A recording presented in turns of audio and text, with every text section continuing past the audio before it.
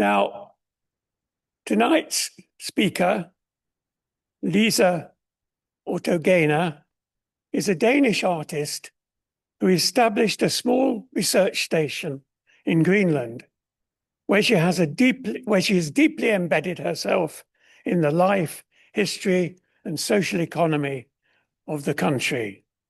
She's currently a professor of Cross Disciplinary Art at Sheffield Hallam University, and she received the National Lifelong Honorary Award from the Danish Art Foundation recently. Today, I'm delighted to be able to welcome her to speak to us about her work on issues of colonialism, climate change, mineral mining, cultural history, working with local communities, and the threats from powerful forces in the USA, all informed through her years of collaborative artistic projects in Greenland. Lise.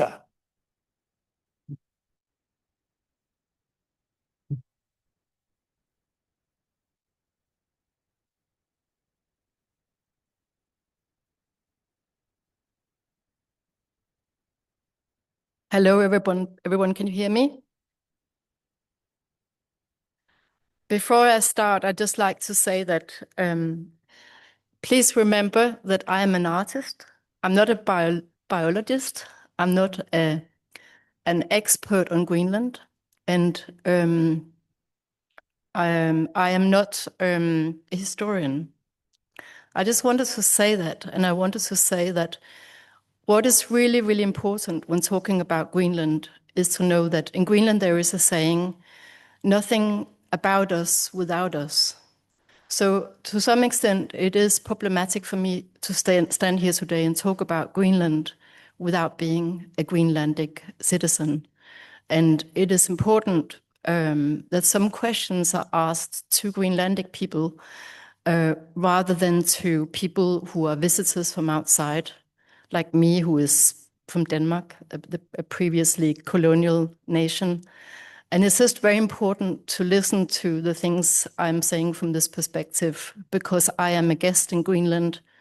I have lost my heart to Greenland, but I'm not an Inuit, I'm not from this country. So this is just very important to say.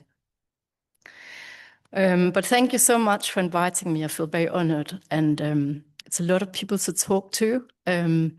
And everybody seems so friendly here in Glasgow. I haven't really been here before, so thanks for welcoming me. I, as you said, Tony, a Danish artist and academic, and I live and work between the UK, Denmark, and Greenland, but I live in London. In 2020, I established Narsaq International Research Station in South Greenland. And I believe that this is the region which is the main focus for Trump's interest in Greenland. In my talk, I will focus on the work I've been doing in Greenland for the past 10 years, also in the context of the recent events. But first, I think I ought to give you some context of my work as an artist. I work as a professor of Cross Disciplinary Art at Sheffield Hallam University, and over the last many years, my work has involved collaborations across science, engineering, finance, as well as communities. I often work in partnership with artist programmer Joshua Portway, and many of our projects have evolved and developed over many years. See if this works. Nope.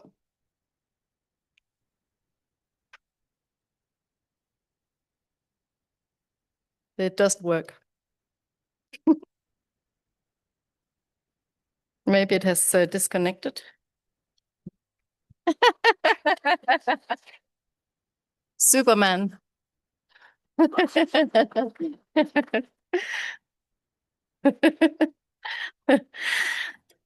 One such project was Black Shoal Stock Market Planetarium that was first exhibited at Tate Britain in 2000.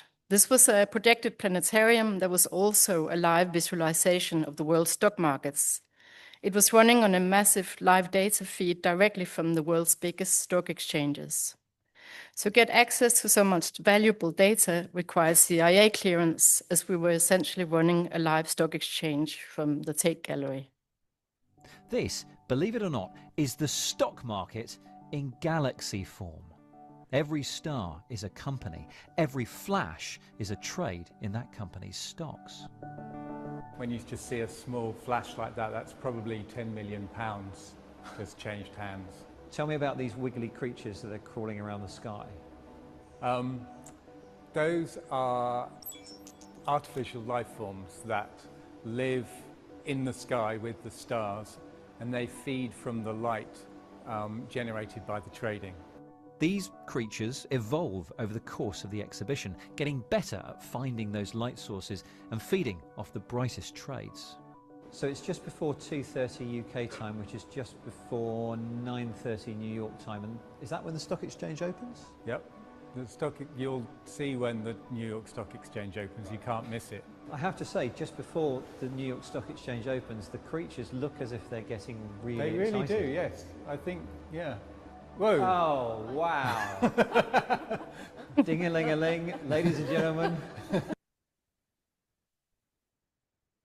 The name black shoals referred to shoals of fish that follow each other, but it also refers to what was called the Black-Scholes formula, a mathematical formula invented for forecasting trading on the financial markets.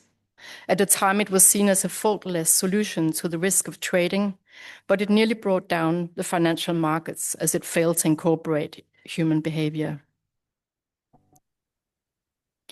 We have also worked for many years on projects that have explored climate forecasting, most recently in collaboration with the European Centre for Medium-Range Weather Forecasts here in the UK, which is actually part of the European Commission. It delivers live weather data to governments worldwide.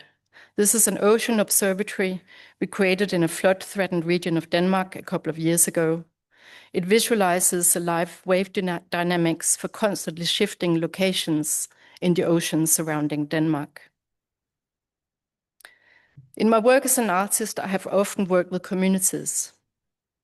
I established a research organization in the free town Christiania in Copenhagen, where I lived when I was a teenager, which has functioned as a critical learning site for many years, reflecting on what can be learned from the social urban experiment Christiania in Copenhagen. And I was involved in founding what is called Hermitage Moorings, the first cooperative harbour on the Thames in London, which is home to a community of 50 people who live on historic ex-cargo carrying vessels and sailing ships, which is where I live today. In 2013, I developed this project at Suder Lighthouse near Newcastle, where I worked with the maritime community between the mouth of the River Tyne and Sunderland. The project explored the loss of identity and history still lingering in the region since Margaret Thatcher ended the maritime industry here. These sentiments were explored through sound, as Trinity House turned off the sound of the lighthouse folk horns across the UK's maritime landscape, a huge loss of an important immaterial cultural heritage. Foghorn Requiem was a requiem for this sound, a musical composition performed by 50 ships on the North Sea, 3 brass bands on land, and the Suder Foghorn. The music was commissioned by the composer Orlando Goff. It took place in a dramatic maritime landscape where the most shipwrecks in the UK can be found.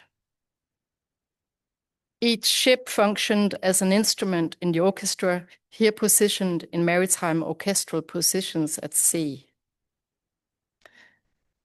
We developed a technology that allowed the foghorns of ships miles out at sea to arrive in time with instruments on land, taking into account the physical distance and atmospheric conditions of the sound traveling.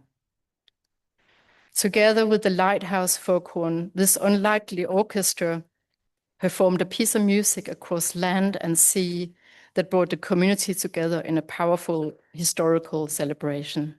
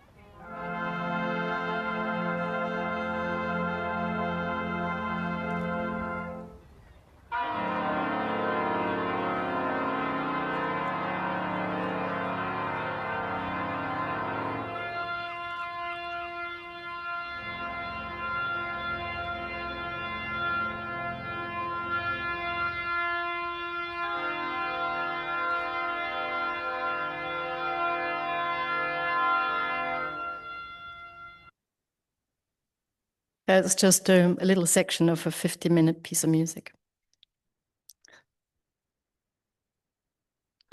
I first came to Kalaallit Nunaat, Greenland, in 2015 to take part in the yearly sheep farmers gathering in South Greenland, as you do.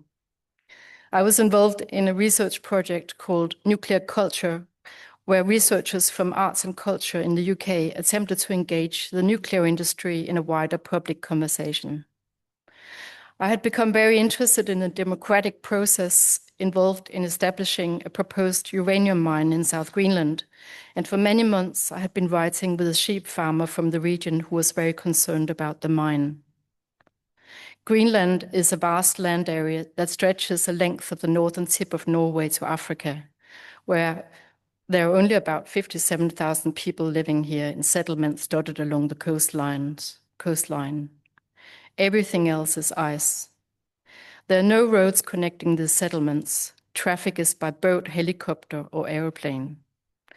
This lack of infrastructure makes it incredibly difficult and expensive to develop and sustain Greenland. Private ownership of land does not exist in Greenland, as the land is considered a commons. There are only about 56,000 people living in the country. Well, to correct what I've said before. Around 89.5% of Greenland's inhabitants are Inuit. The average Greenlander has 75% Inuit ancestry and 25% European ancestry, tracing about half of their paternal DNA to Danish male ancestors. The population identify as either Kalaallit from West Greenland, to Numiit from East Greenland, or Inuktitut, people from the Thule district in northern Greenland. Around 11% of the population is Danish, and these numbers may be a little bit outdated. While each region features its own district language and dialect, most people master Kalaallit, Greenlandic language, as well as Danish, although younger generations have started to prefer English to Danish. As you probably know, Greenland is a self-governing country within the Danish realm, and although Denmark has adopted the UN Declaration on the Rights of Indigenous Peoples, Greenland's population continues to face serious challenges deriving from the colonization by Denmark. The desire for independence in Greenland is a national priority, and there is an ongoing process to define and plan for the future as an independent nation. However, the country is financially dependent on a Danish subsidy, and the prospect of full independence is therefore complex. These prospects have also been interrupted by Trump's attempt to take over Greenland, which has brought Denmark and Greenland into a close temporary embrace. It is a slightly awkward embrace, as Greenland and Denmark is in the middle of an intense decolonization process. This is a very traumatic process for many Greenlanders to go through, and the Danish population has only really started to understand itself as a colonizing nation. The past years have therefore been a very vulnerable and anger-filled period between Greenland and Denmark, as traumas are coming to the surface and relived. It is in the middle of this process that Trump has found his moment of interference, fueling traumas and fears of a new wave of colonialism. During the rapid urbanization in the 70s and 80s, many Inuit were forcibly moved from traditional community-based hunting lifestyles to modern, isolated urban settings without adequate support systems, and many experienced a complete loss of identity. As a result, Greenland's suicide rate is among the world's highest, and there are severe issues with alcohol abuse, depression, poverty, and dysfunction in many households, which stems from intergenerational trauma from being a colonized population. These are pages in a book that was published about 5 years ago by the Greenlandic children's organization, MIO, an organization which was established to address considerable child abuse and child neglect in Greenland. Each page of this book is a shocking testament to the intergenerational mental health impacts the population is dealing with that was caused by decisions made by Denmark many years ago. The legacy of colonization and forced displacements into cities has created this huge negative spiral of trauma passed down through generations. The book was made for children to teach them about their rights and what they should be able to expect from grown-ups. And these are the chapter headings. Dear children in all of Greenland, you have the right to grow up without alcohol, violence, and abuse. You have the right to grow up with love. You have the right to be the way you are, also if you are different from others. You have the right to speak the language you want to speak and that you find the easiest to express yourself in. You have the right to have feelings and to express your feelings. You're precious just the way you are. This is a powerful artwork called Ethno-Aesthetic Straitjacket, made by the Greenlandic artist Julie Edel Hardenberg. Greenland has, of course, also become the place where scientists and geologists from all over the world flock to understand the enormous changes taking place with the changing climate and the receding ice that will also eventually provide access to new territories. This is an old geologist hut I visited at the foot of the mountain range called Kringlerne near the town of Narsaq in South Greenland. This has now become the site of the Ten Breeze rare earth mine, which is a focus for Trump's interest in Greenland. The controlling rights were recently acquired by the US. Ten Breeze is exceptionally rich in dysprosium and terbium that are essential for high-performance magnets used in military jets, drones, and EV motors. China currently dominates this market, making Ten Breeze a high-priority asset for US-EU defense interests. The mine is also expected to produce significant amounts of zirconium, hafnium, and tantalum. I hope I'm saying these names right, which are critical for aerospace and electronics. Mining have been seen by many in Greenland as the only viable way towards financial independence from Denmark.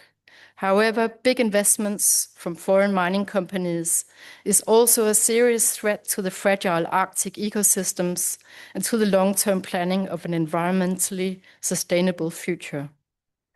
The Greenlandic population is deeply connected and dependent on the natural environment, and many are concerned that foreign mining could replace one form of colonization with another. This could be what we are witnessing now. The perception and anchoring of these global issues from a local perspective is therefore extremely important. On the other side of the town of Narsaq is another even more controversial mountain range. This is the Kvanefjeld mining area, which is thought to contain the world's second largest deposits of rare earth oxides. It contains substantial sodium fluoride deposits and is thought to be one of the largest multi-element deposits of its kind in the world. But it's also thought to be one of the world's largest deposits of uranium, which has made it center of a dispute for many years. It is a mountain that has divided Greenland. This area of South Greenland is an area of particular mining interest, and huge geographical areas have been allocated for potential exploration. This is highly controversial, as this is also known as Greenland's food-producing region, scattered with sheep farms and green fields.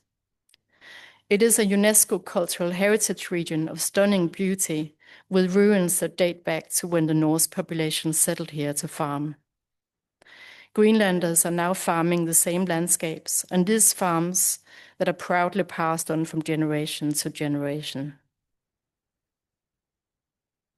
In the 1950s, the Danish nuclear physicist Niels Bohr, who worked on the Manhattan Project, believed that the uranium from the Kvanefjeld mountain should support a nuclear power program in Denmark.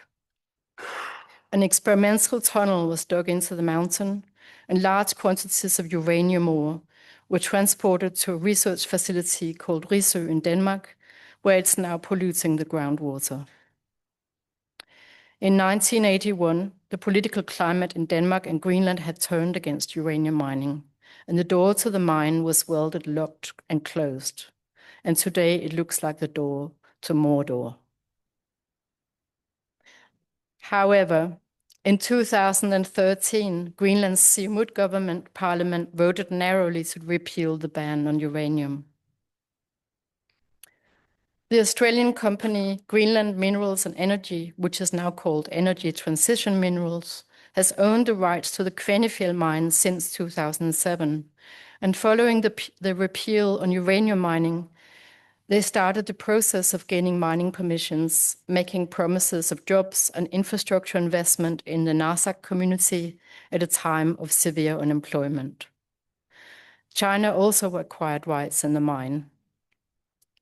The Australian and Chinese-owned mining company planned to build an open pit mine, uranium mine, and also rare earth mine. This was extremely controversial as it would risk the spread of radioactive dust to the nearby town of Narsaq and the surrounding farming region.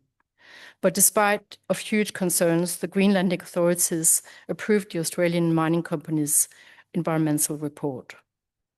This is a view of the Narsaq's waste disposal dump, which can be seen in front of the mountain range. The country is struggling to manage its waste, and it has a considerable environmental impact. Environmental issues such as this makes it very hard to see how the waste from a massive foreign mining project can be effectively monitored in Greenland at this moment in time. When Joshua Portway and I arrived in Narsaq in 2015, we started to conduct interviews with local sheep farmers, residents in Narsaq, and politicians to understand the stakeholder engagement involved in the decision-making process of the Kvanefjeld mine. We documented a unique cultural landscape of sheep farms that have been passed down through generations, the strong connection with nature, and desire for self-sufficiency through farming, fishing, and hunting. Testimonials from the local residents exposed the growing conflict between progress, tradition, and Greenlandic culture and identity that surrounded the Kvanefjeld mine. It was difficult for the community to articulate and platform their fears and concerns about the mining operation, and therefore hard to be heard in the decision-making process. On one side were those who saw the mine as the only way out of independence, and for the community to prosper again, and for Greenland to gain independence. And on the other hand, there were those who saw the mining companies as a new colonial power and feared not only that they would destroy the traditional farming culture, but that they would also but they were also concerned with the health risks of the mining and the lack of government transparency in the process of granting permissions to the mining company. Der vil alt det der farver, det vil blive kviksølvgrå hele vejen omkring her. Over 50 kilometer, der vil alt det der dø, ligesom andre steder. Og alt grønt vil forsvinde. Hvis vi skal sige ud fra det billeder, som jeg har fået tilsendt andre steder fra, hvor det samme sker. Sygdomsforekomst og kræfttilfælde og alt levende dør. This was Peter Hansen, a school teacher and traditional drum dancer from Narsaq, who has now passed away. It became clear that the silencing of conflicts in Greenlandic society was also a major issue. Disagreements were avoided rather than confronted and resolved, and the result was a buildup of sustained fear and depression in the community. These issues had a real impact on mental health and also on the inclusive and democratic decision-making in Greenland. Nogle siger jo, at det er vejen til selvstændighed. Men vi kan jo blive selvstændige ved at give et stort stykke jord til et firma, der har et hjemsted på et andet sted fra, hvor vi så til sidst kan ikke bestemme over det stykke jord.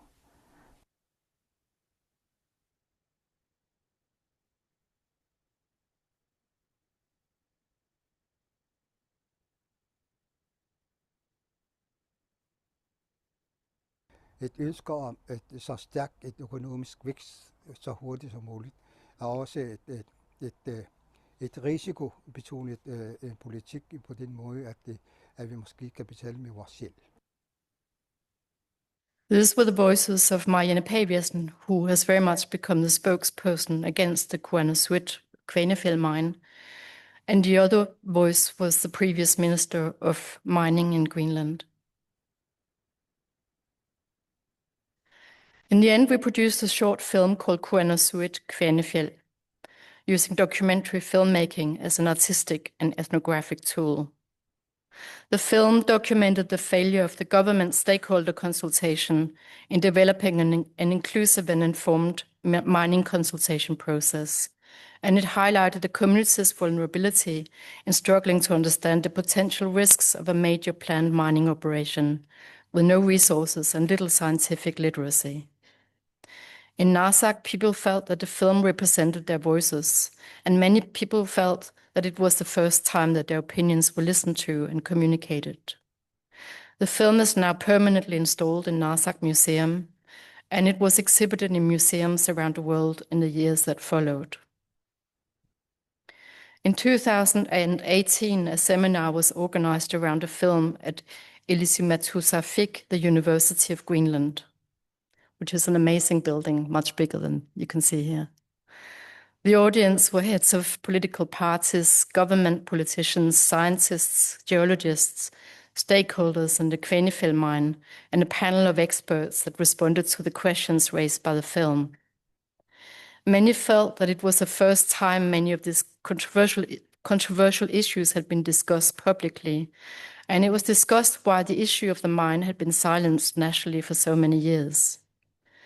The film raised a lot of questions about the failure of stakeholder involvement and democracy in Greenland, and it opened up for a different approach to the failed stakeholder process.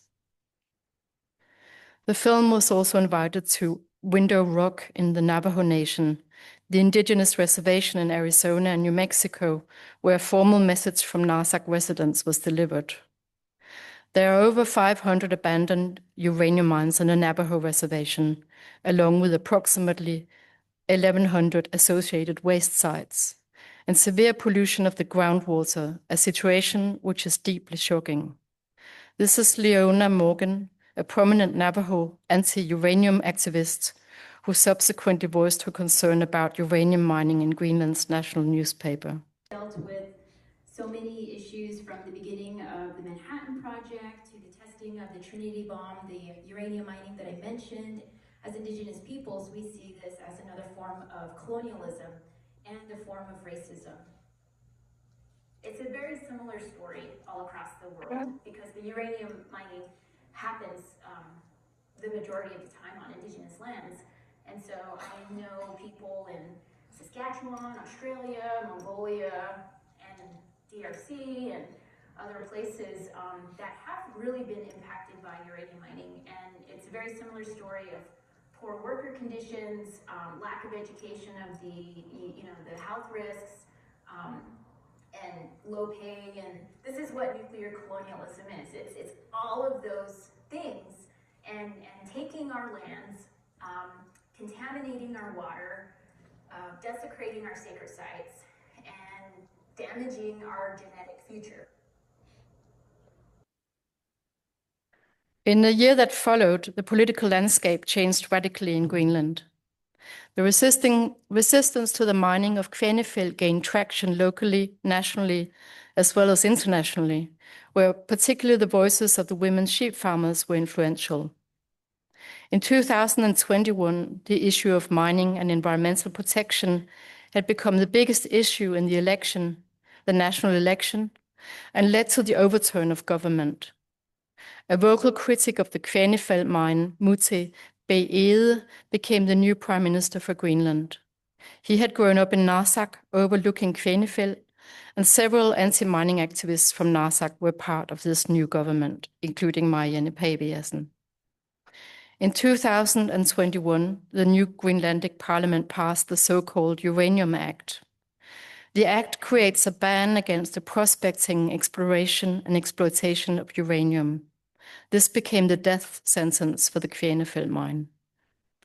The mining company subsequently delivered a claim for compensation of $11.5 billion for lost revenue, an amount that Greenland will not be able to pay if the case is lost. And the court case is still ongoing today.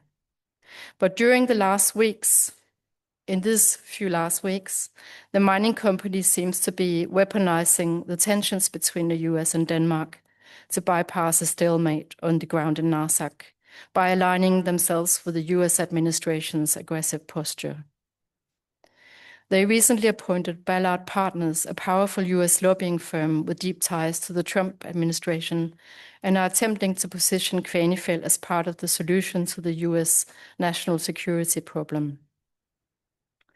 For many years, the Kuannersuit Kvanefjeld Mountain has been a symbol for the complex decisions about the future that Greenland was facing, but now the population may see the decision power removed. In 2019, I always get confused with those years. Just after the election that changed everything, I bought this tiny house that looks out towards the Kvanefjeld Mountain, and I named it Narsaq International Research Station. In short, NIRS.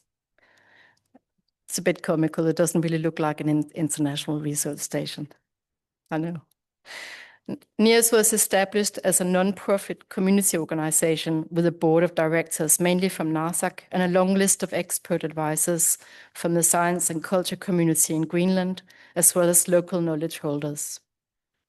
Establishing Narsaq International Research Station was also a statement about the importance of Narsaq at a time when local residents felt overlooked and forgotten, following years of mining dispute. But this initiative was also an attempt to address the need for a decolonized community-based approach to environmental research and resilience building in Greenland. The idea was to create a platform to facilitate environmental monitoring, especially community monitoring of a region where mining extraction may pose a real risk in the future. The aim was also that this could be a platform for generating environmental baseline data that could be used as evidence against any future pollution of the area. But beyond generating data, the idea was also that monitoring activities could generate agency, environmental knowledge, build scientific literacy, ability to give voice to concerns, and provide access for the community to expert knowledge. It was also to generate knowledge repatriation. International research in Greenland has historically been extractive, with researchers flying in and out, and the knowledge generated in the region taken away and only shared in international science publications. By anchoring the science in Narsaq and creating a platform for sharing it, the idea was that the knowledge that was generated would be returned to the local community and to build an evolving knowledge archive that could hold immense educational and cultural value. Narsaq is located at the very heart of some of Greenland's biggest development questions. It's a region where climate change, self-sufficiency, and food security overlap with resource extraction and geopolitics. It is a landscape of history, geology, farming, and tourism, and the community here is navigating important debates about identity, sovereignty, and what a sustainable future could look like. So Narsaq really serves as a microcosm of the complex challenges facing Greenland's future. It is also home to Greenland's only food college, Inuili. Apart from teaching traditional knowledge about Greenland's natural food resources, whether farmed, hunted, collected, or fished, it also has a sheep farming school and an experimental island where plants are grown and are tested in the constantly changing Arctic island climate. This was a fermentation workshop between local residents and Samantha Brown, a PhD candidate from Oregon. Her research explored increasing use of traditional Inuit foods, especially ichinech, fermented seal blubber from South Greenland, in European fine dining. The project explored the complexity of food sovereignty, colonialism, and the tensions between celebrating and appropriating indigenous food ways. Narsaq International Research Station immediately became an international research station. And for the past 5 years, it has redefined what a research station in Greenland can be. The research station has hosted a long list of research projects ranging from climate research, ecosystem studies to social science, community health and food security, as well as artistic practices exploring identity, indigenous knowledge, and environmental stewardship. These are projects that have engaged with local community priorities, but also contributing to wider global discussions. The main focus has been how visiting researchers can contribute to the local community, how the global and the local can coexist, how it can educate, give voice, and generate knowledge exchange. Researchers pay for their stay at NIRS and provide free education to the community. They hire local residents, and the income generated by their stay at NIRS only benefits the local community. Community leaders lead on the coordination of the projects and how they meaningfully can be embedded in the community, in schools, youth centers, old people's homes, etc. The arts have played a vital role in bringing people together around important questions. We co-established the Nordic Alliance of Artist Residencies on Climate Action, together with artist residencies in the Nordic countries, including Scotland, which has allowed us to commission artists, designers, and writers and produce a series of discussion podcasts. This one is with Greenlandic filmmaker Inuk Jørgensen and community psychologist Peter Berliner from University of Greenland, who explored what the idea of progress means in a Greenlandic context. And these are some of the artists' research projects we have hosted.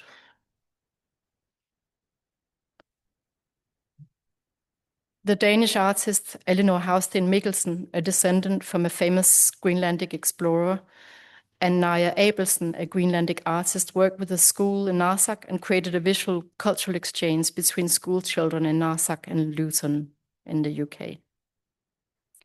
Their work with the children was exhibited at the Royal Geographic Society in London, along with their own research in Narsaq. These striking images by Naja Abelsen represent the worldview of the ancient Inuit, their beliefs, mythological figures, and where these ideas are located in the landscapes. The Inuit, like most indigenous peoples, were animists. Everything is animated, and humans can communicate directly with the forces of nature in a shamanistic three-part world. Young people in Narsaq, in particular, have benefited socially, culturally, and educationally from the many activities generated by the research station. Here, a US-based art science research team that studied climate change impacts on aquatic ecosystems in the area created workshops where young and elders taught each other to study local aquatic organisms through microscopes. This was a French artist, Minui, working with local residents in Narsaq and a French team of anthropologists undertaking a comparable study of two coastal communities in Canada and Greenland. In this workshop, they used plants and water from all the different water sources in the region to visualize the landscape. Last year, we hosted the Nomadic Hub of Arctic Art Education, a nomadic camp of 20 mainly Greenlandic and Sami artists, researchers, and educators that work with school teachers, students, and old people on ways of integrating pedagogy, culture, and indigenous perspectives in a week of art workshops that involved most people in the town.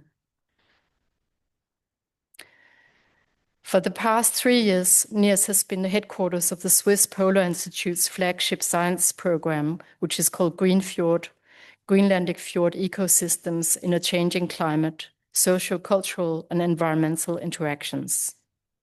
It brought together 6 research groups focused on ocean, soil, biodiversity, cryosphere, atmosphere, and human. The project involved more than 50 researchers and international research organizations. NIRS was involved in designing how the project could be implemented and shared using the research station in the middle of Narsaq as its headquarters. They didn't all live there.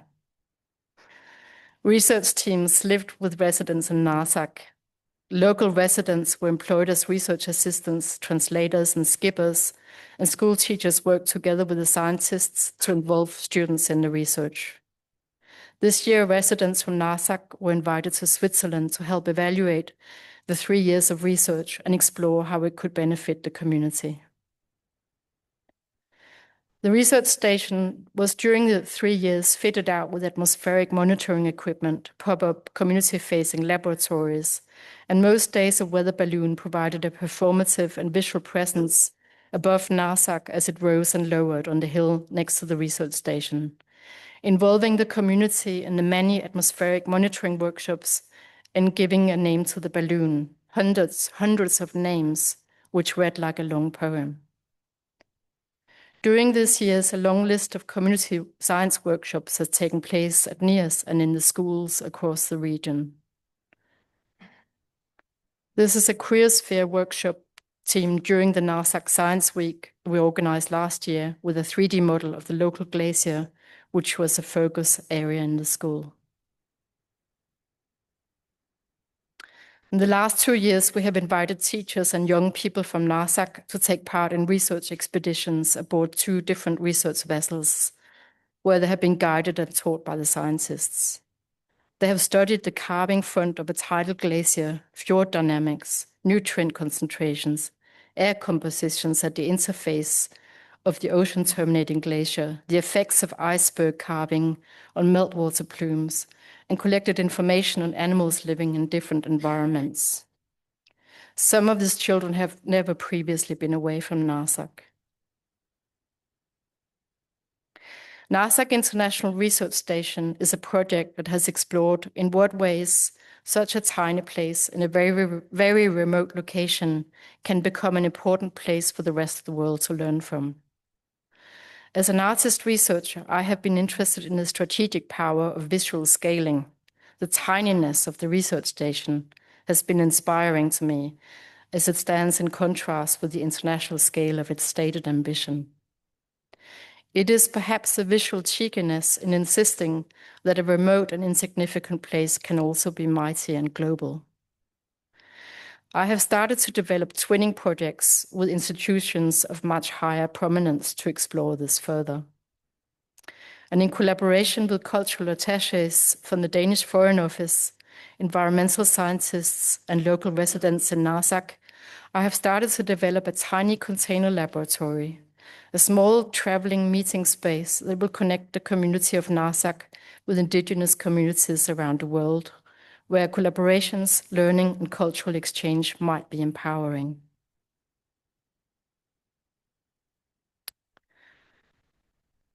This is an artwork by an important Greenlandic artist who is not with us anymore, called Pia Arge. This small box is a camera obscura, or pinhole camera, that she built in Copenhagen in 1990 and transported to Narsaq, where she placed it on the site of her now demolished childhood home at Nugasu Point. While sitting inside the camera, she could see the same view that she would see from her windows as a child, and using the pinhole camera, she could merge her naked body with her childhood landscape. From this little box, she produced powerful works, using the box as a tool for mental decolonization, reclaiming the right to narrate her own history. This is finally an image that always looks to me like the beating heart of the Kuannersuit Kvanefjeld mountain.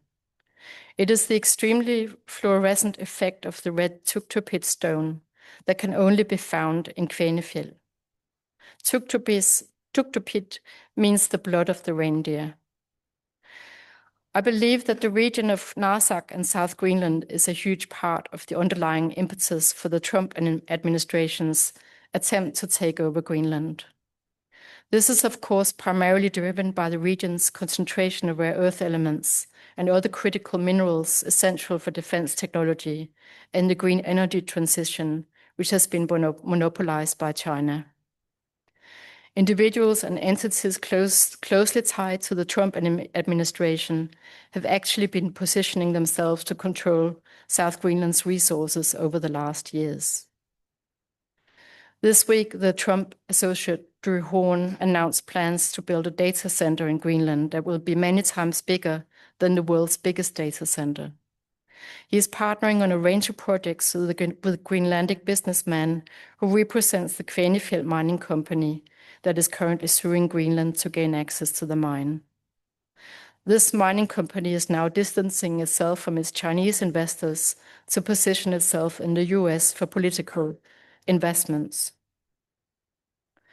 The US Commerce Secretary, Howard Lutnick, I think, who's also mentioned in the recent news, previously led Cantor Fitzgerald, which is a major investor in Critical Metals Corp.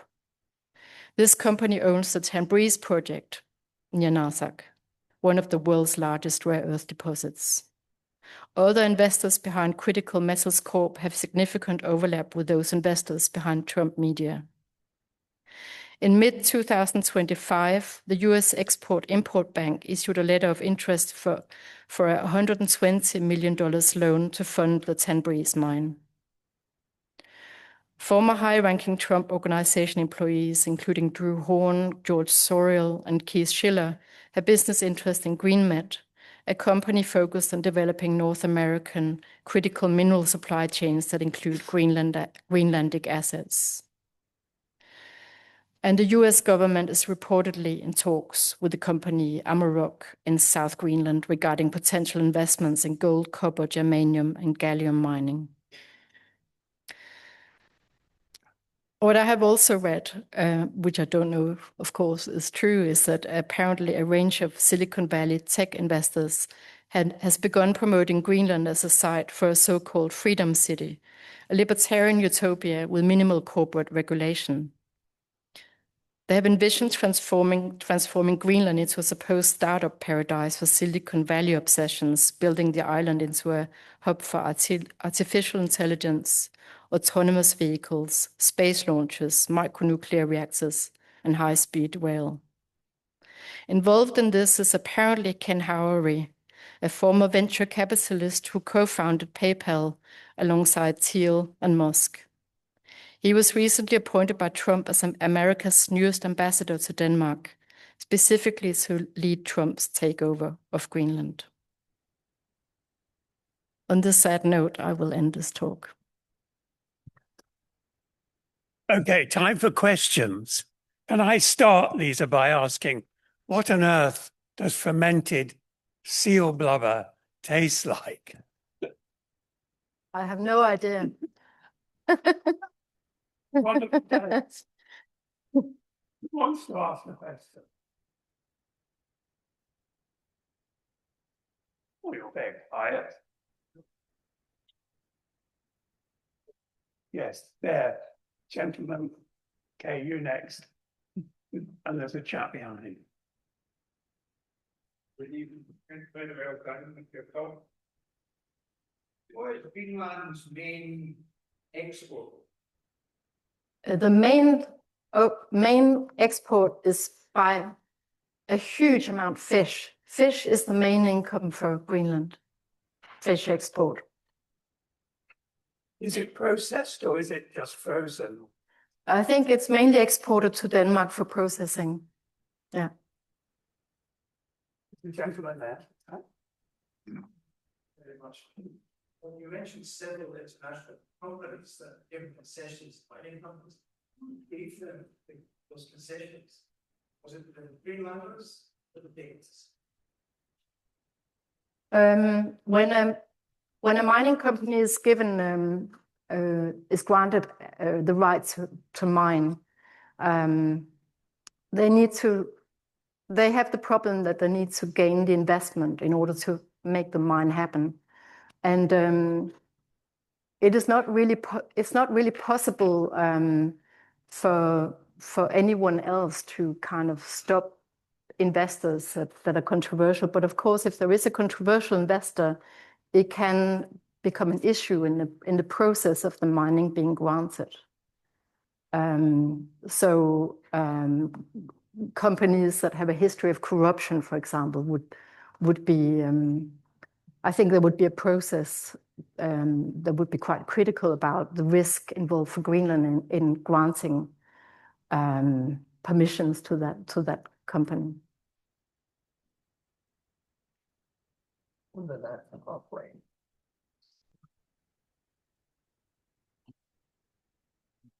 Denmark has owned Greenland for many years and has not developed the economy there. If you compare Greenland to the north of Alaska, which was taken over by America 120 or so years ago, at the time of takeover of Alaska, it was equally as barren as Greenland at the north. The north of Alaska was the same as Greenland. So, I mean, Denmark has had many years to develop Greenland and treat the Greenlanders better. There's not even a decent hospital there, I'm told. So why are the Greenlanders so concerned about having an improved standard of living, possibly, if Trump was to take over? Because the country as it stands is a barren wasteland. The people are struggling. Nobody there wants to live there at the moment. People are not coming in. If the economy was developed, it could be like Alaska. I think that most Greenlanders are aware of how indigenous populations have been treated by the US. That is not a success story.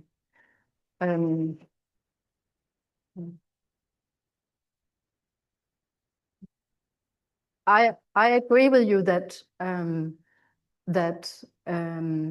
a lot more could have happened in Greenland, and there's a lot that could be criticized about the ways in which Denmark has been involved in Greenland. There's a long, terrible history that is just starting to be addressed.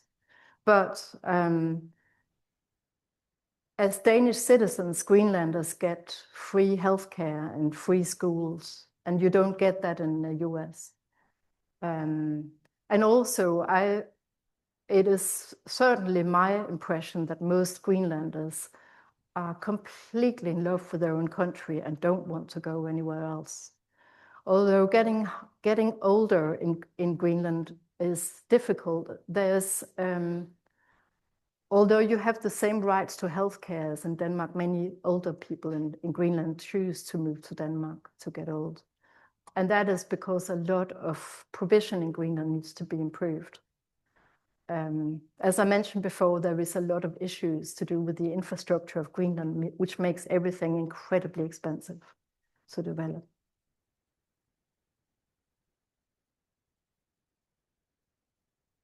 Two on the right. One bit one.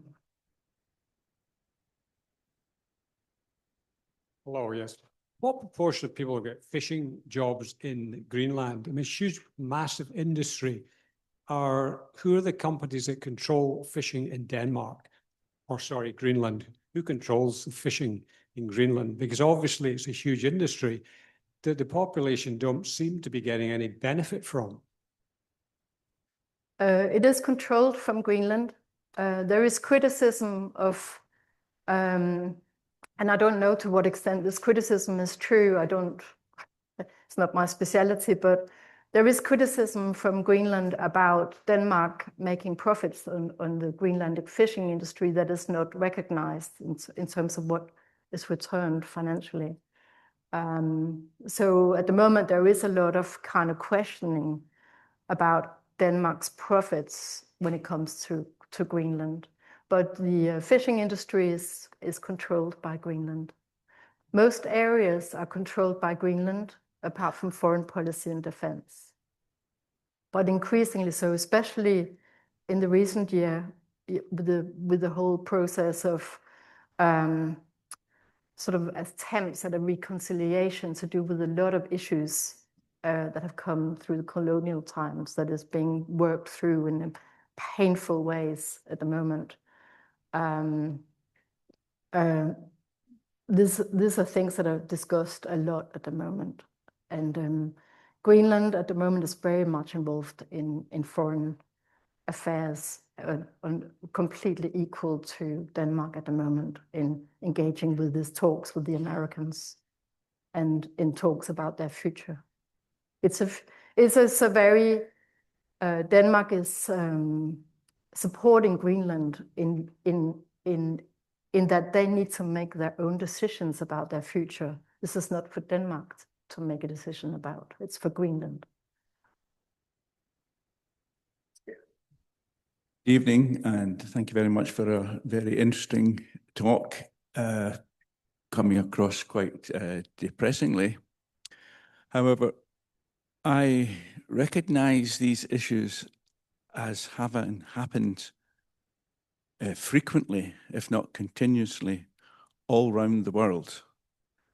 I was wondering what research is being done by Greenland to develop strategies to avoid the disastrous outcomes elsewhere. So, excuse me, did you mean research done in Greenland about places elsewhere or about their own elsewhere? The University of Greenland is an incredibly interesting place. In fact, it's the most interesting university I have ever experienced. And that is, of course, because everything that is studied here has a direct relevance to the building of a new nation. And everybody who's there is really needed, and because there are so few in the society. So everything that is studied there is really tends to be quite urgent and extremely important. And of course, there is a lot of connections to other indigenous populations, particularly Inuits in Canada and the US. And those connections are really, really close. And there is, through the United Nations Indigenous Forums, really strong forums that have grown increasingly strong in getting their rights heard. So there is a very, very connected and informed research going on in Greenland about other places, and also about their own issues and possible ways forward. Adrian here.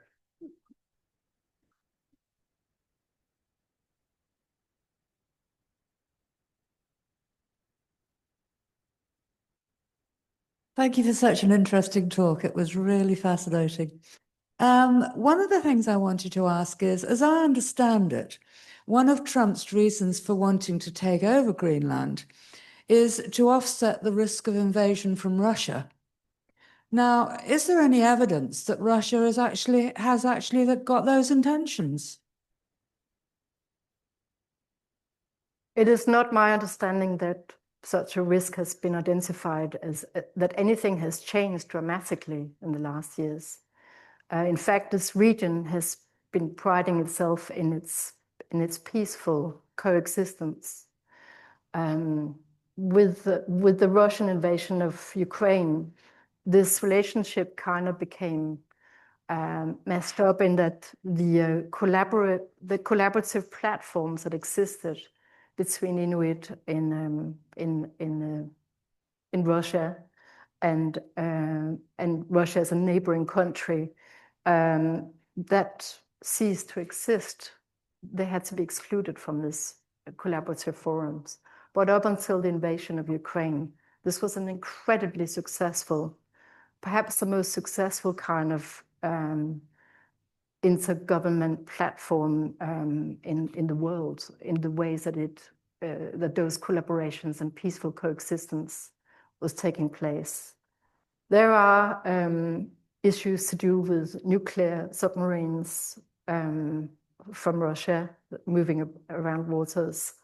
There is nuclear issues, but there's nothing that has changed, as I understand it, from what I read, dramatically in that would provide evidence for such a claim. Not as I've understood it. It's possible that I have missed information. Would Canada not be a more obvious and certainly more trustworthy partner for Greenland? I suppose Canada has just opened a consulate in Greenland in the last few days. And Carney from Canada has been incredibly vocal in his support for Greenland. Of course, Carney and Canada is in this kind of similar position as Greenland. So there is a shared interest in not being taken over by Trump. But there is very close relationships between Canadian Inuit nations and Greenland. And when the consulate opened here a few days ago, there was a huge delegation of all the Inuit leaders in Canada that also came over to the opening.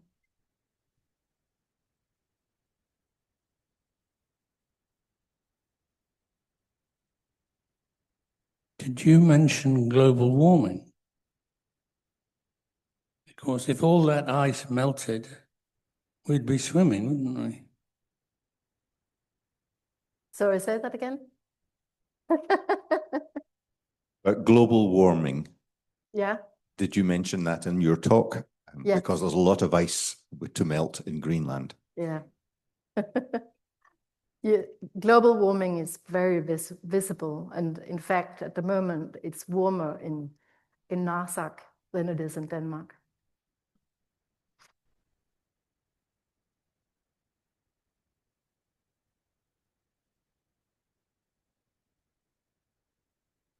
Thank you very much, Lisa, for the interesting talk. You mentioned near the beginning that in Greenland, the local population has no real concept of land ownership. With the retreating ice, of course, more land must be coming available. And I just wondered how that works. And Trump's idea of buying Greenland, a country where nobody feels they own the land.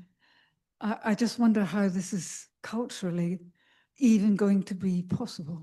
It's a good question. I've wondered that too. I'm sure Trump doesn't even know that. He doesn't really know anything about Greenland. He's not particularly interested, I don't think. When I bought my house, which became the research station, I went to the local council and I went to the map of the region and I drew a little square where I was going to be. And I didn't necessarily have to do that, only because I thought I might make a little terrace. But all I had to do was making a little square with a pencil. And that's how it works. But you have a right to use the land, but you don't own it. So in Greenland, you will notice that it looks, if you look at it from a drone image from above, you will see what looks like an ant nest of paths that weave in and out houses, because people choose the path they want, also through next to other people's houses. So there's a whole different concept of moving across the land. To get the rights to a mine, you have a similar kind of right of use with your license. And I suppose this is something that is very discussed in Greenland, that when you have a mining facility, you block out other people's use of that land. And that is very controversial in Greenland. So with the Kuannersuit Kvanefjeld mountain, the right to go to that mountain is such a cultural embedded way of living in that land, and go up and find those extraordinary red ruby-like stones for jewelry at the Tuktu pit, and collecting those special plants that you can only get up in that area. So to the thought of an area like that being closed off for the population, it's very controversial. So mining is still, although there has been old mines, but this kind of mines as closed areas, because there might be problematic health risks involved, is a new thing. And I'm not sure how people will react to that. Of course, a mining license gives you a certain amount of time access to that place. So it's not that you own it forever.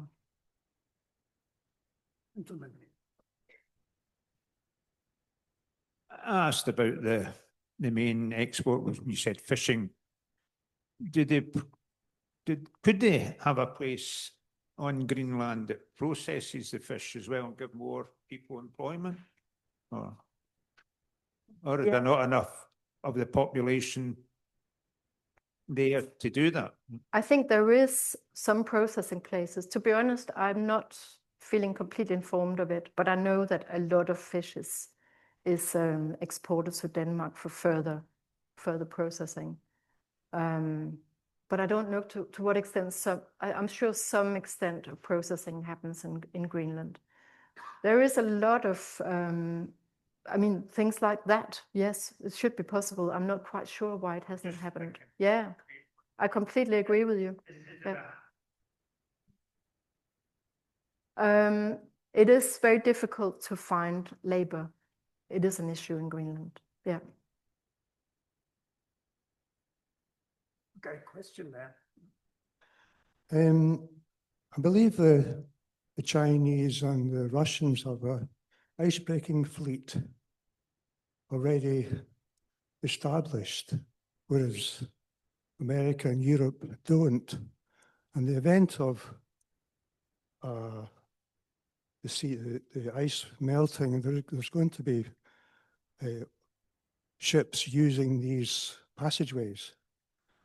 Do the Greenlanders have any control over the use of, in the future, those seaways?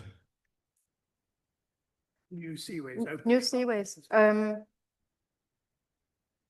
I think the kind of the claiming of territories, the claiming of areas, that passages that opens up, will be a really disputed issue. I don't know if it's been resolved or who will have the right through it. I mean, I think it's. I don't remember it being discussed as something that Greenland would have the right to decide, especially because Greenland itself is not a nation yet. It's very a long nation on the left.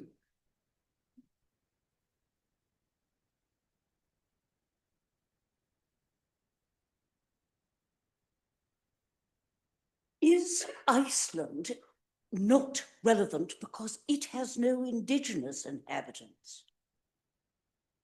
I mean, I wondered how Iceland fitted in with Greenland's image of itself. Iceland also was a colony of Denmark. Iceland and Greenland enjoy a really close relationship. There's a lot of business between Iceland and Greenland, and it's a very close relationship culturally.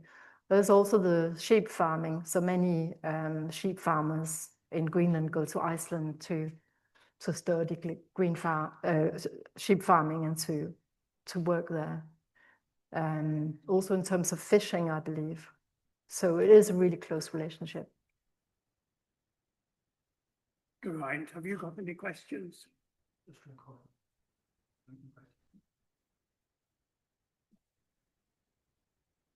There's one right at the back. So my question's about climate change. I'm assuming that when the ice melts, there'll be more like land available for pastoral activities, but there'll be more like extreme weather events. What is the popular sentiment about climate change and the future in Greenland? It's complicated. Some people are finding it very exciting, partly because if you're farming, for example, there might be new things you can grow. So there is new plants that grow there, and but on the other hand, for farming, it's also really problematic because the farms are located in very isolated places, and the only way they can in the summertime, they use little boats. They even transport their horses on tiny little motorboats. So you see a horse head sticking out of a really, really small boat. It's just very funny. Anyway, but in the winter, they get completely boxed in. They can't have any impact to the outside world because the ice is becoming irrational. So to say that you can't rely on the ice as for driving on. So they can't just drive across the ice. So it becomes very problematic in the winter periods for the farmers. So there is aspects of tourism that becomes easier, but there's also aspects of tourism that becomes more complex because the weather becomes an issue. And to be honest, to fly to Greenland is difficult. You have to be prepared to get stranded somewhere for a week, for example. You have to be a Zen Buddhist. You have to, you can't expect that everything goes as planned. So that makes it difficult in terms of tourism. So it's complex. Hello, you've almost just answered my question, because what I was going to say was just about all your photos were taken in marvelous sunshine, but I'm guessing it's not like that at all. And the winters are longer and darker than they are here in Glasgow. So how much is the difference between winter and summer for the people who live there? I'm embarrassed to say I've only been there very little in the winter, and it hasn't been terribly cold when I've been there.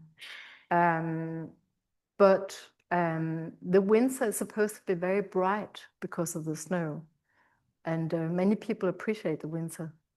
The summer in the south can be very warm in the 20s centigrades, really warm. Huge mosquitoes. It means they're slower though. When it's not always nice weather, but in the south it's surprisingly often nice weather. When it's cloudy, the clouds are so low that you don't want to take any pictures, unless for particular dramatic situations of clouds. But it's kind of repressive, bad weather. The light is the most extraordinary thing, and in the summer, but also in the winter, the light is otherworldly, and yeah, you just find yourself taking pictures all the time.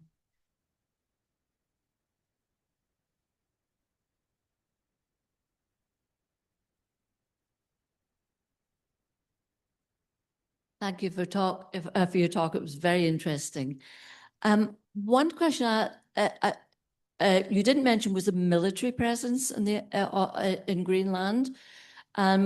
Where are the bases? I'm assuming there are a number of bases in Greenland. Who are they controlled by? And is there any relationship between the local people and those bases? There's, until everything went upside down some weeks ago, is it? It feels like a long time ago now, but it was, I don't know, when Trump started again on all this, it's not actually a very long time ago.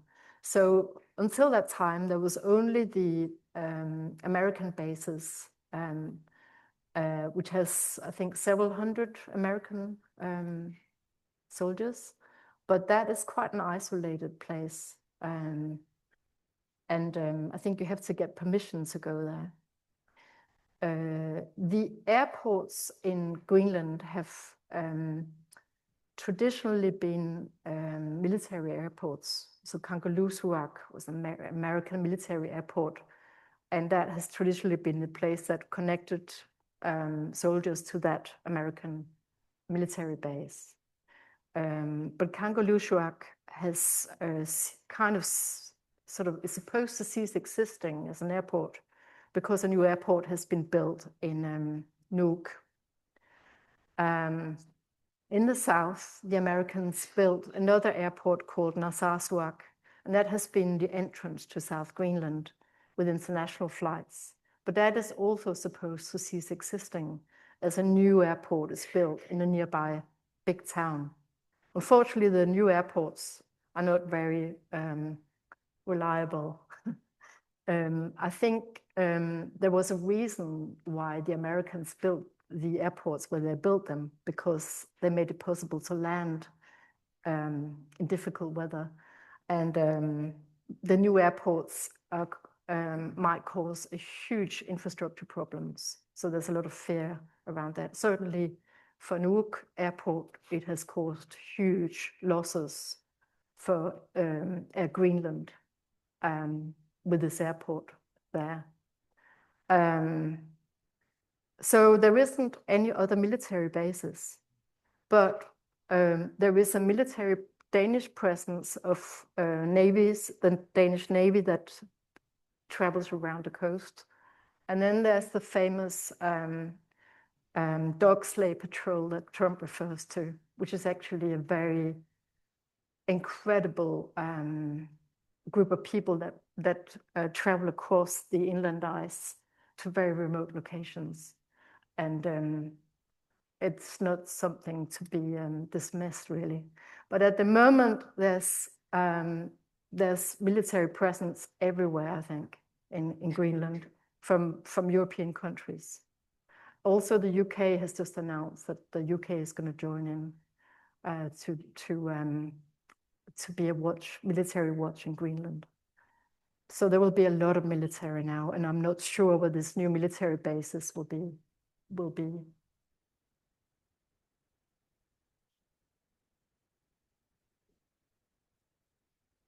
This is partly a comment relating to a question earlier in which Greenland was described as a desolate wasteland. People have said the same about much of Scotland.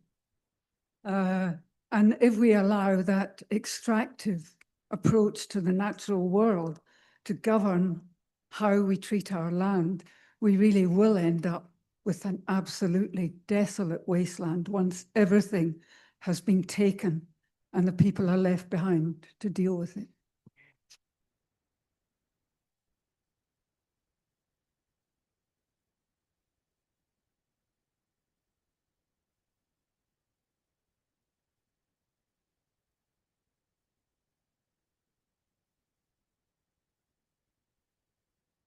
Is this working? I wanted to thank you for an amazing presentation, but I wanted to move away from the political discussion. I wanted to ask you about your own work, and particularly, well, lots of things, but that concert that was to sort of mourn Trafalgar House, that was amazing. How on earth did you come up with the idea? You mean the Foghorn Requiem? Yes, yeah, I thought it was remarkable. Yeah, that really made me want to become a musician.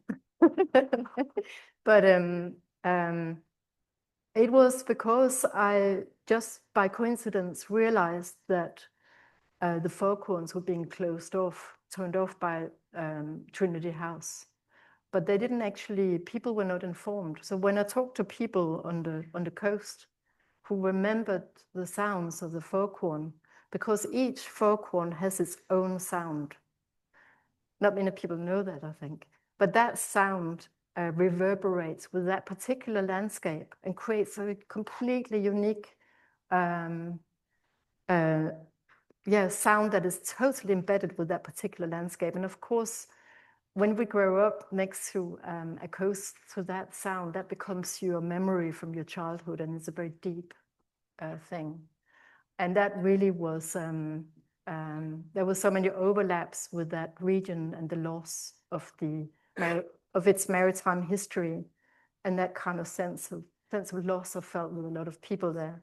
But I already, you probably gathered that I like ships, and I have spent many years building a big ship and building a harbor in London, and I am very interested in the kind of maritime history in terms of people living on the waterways. So it kind of came from all that. Foghorns are very interesting. We have an island in the west coast of Scotland called Ailsa Craig, where curling stones come from. And on each side of that island, there are huge Victorian foghorns, which were steam powered, which have not been used for a long while, but they're still there.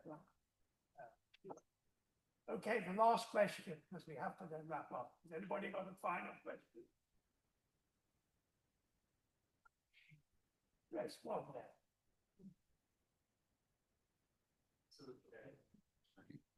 Do you actually live in the Narsaq International Research Station, or is that like just a house that you own? And what do we have to do to apply to come visit and do some research there?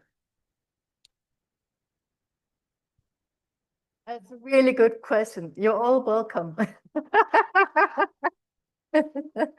Imagine the whole society traveling up. You could hire a ship. I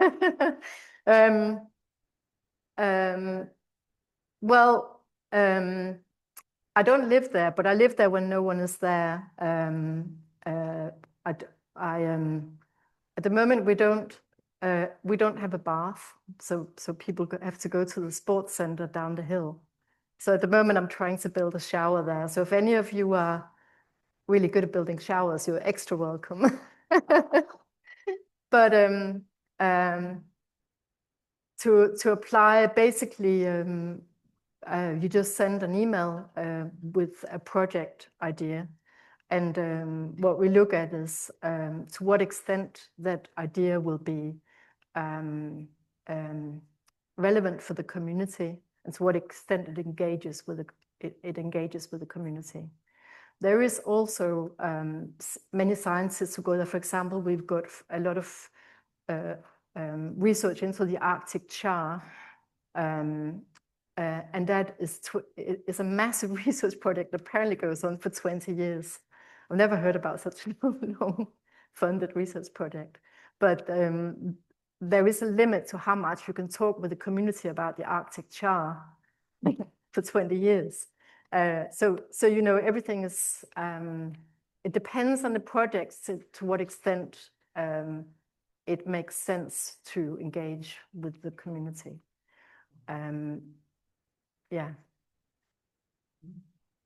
Well, this has been a wonderful talk. You can see how much interest we all have.